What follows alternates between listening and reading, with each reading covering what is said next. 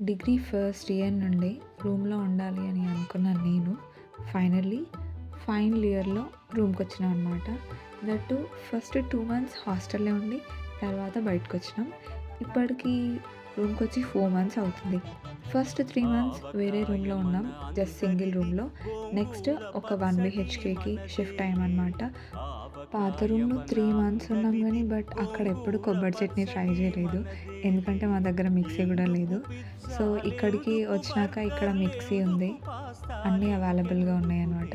So, మేము try చేసినాం కొబ్బరి chutney for the first time.